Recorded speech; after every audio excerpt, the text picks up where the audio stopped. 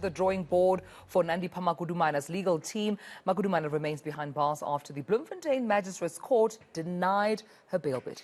Now, she's been labelled a flight risk who could facilitate another escape. Magudumana has been labelled also as one of the masterminds behind Facebook rapist Thabo Bester's elaborate escape from the Mangaung prison. eNCA reporter Silindelo Masikane takes us through Magudumana's fight for freedom. On the 13th of April, Nandipha Magudumana and Thabo Bester were deported from Tanzania and brought back to South Africa. It came after a manhunt was launched for the pair after it was revealed that Bester didn't die in a prison fire but had been living in a lavish mansion in Hyde Park with Magudumana. Since her return from Tanzania, Magudumana has been fighting for her freedom. She claims she was abducted by state officials and has attempted to have her arrest and deportation set aside. Her High Court applications were, however, dismissed. Was Dr. Magudumana consenting to a disguised extradition? To whom was the consent made? We're not told. When was the consent made? Was it after Home Affairs exercised the unlawful power under Section 41 of the Immigration Act to arrest her using a South African piece of legislation in a foreign country? What I do not understand from this argument's profit is why the applicant is said to have consented to an illegality. On what basis? She wanted to come home, she came home. Doesn't suit her, because when she came home, she was arrested at the airport. In the present case, I have no hesitation in finding that the applicant was well aware at the time of her handing over of the charges that could be levelled against her upon her arrival in South Africa. She nevertheless consented to her removal from Tanzania to South Africa because she wanted to be with her children.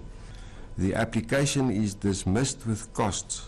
5 months later, she finally decided to apply for bail. This time, she claimed that Bester kidnapped her and forced her to leave the country. I was instructed and commanded by accused number 5 to get into a vehicle and leave the premises to a destination unknown to me at the time. 8.3, I refused and wanted an explanation, but he forced me into a vehicle. 8.4, I succumbed to the pressure due to the threats he directed at me. 8.5, I was defenseless, helpless, and with no one to report to at that time. 8.6, I complied with his instructions and was taken out of the country against my will. The state rubbished this and insists Magudumana willingly fled the country with her lover. The investigating officer then raises an issue. He says, if that is the case, why did she not open a criminal case?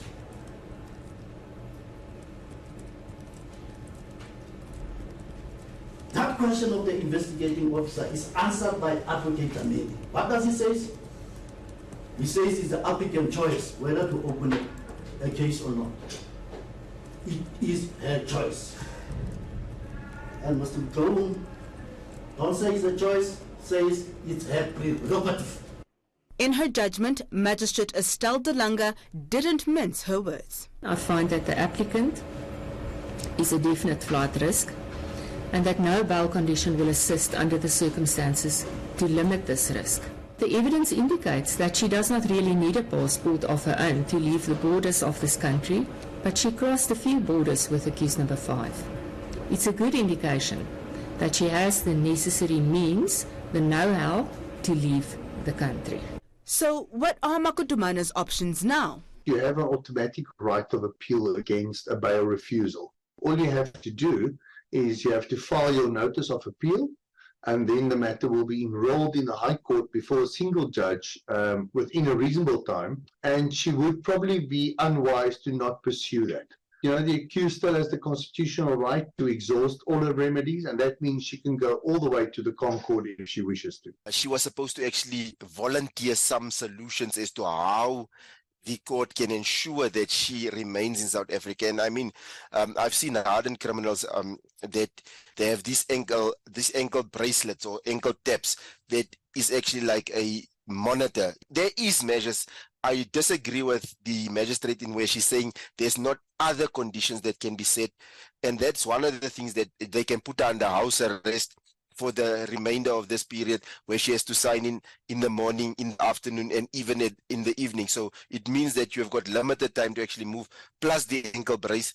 Then there is conditions to restrain her from moving. Her legal team has indicated that it's still studying the judgment and hasn't ruled out the possibility of filing for leave to appeal. Silindelo Masikane, Johannesburg.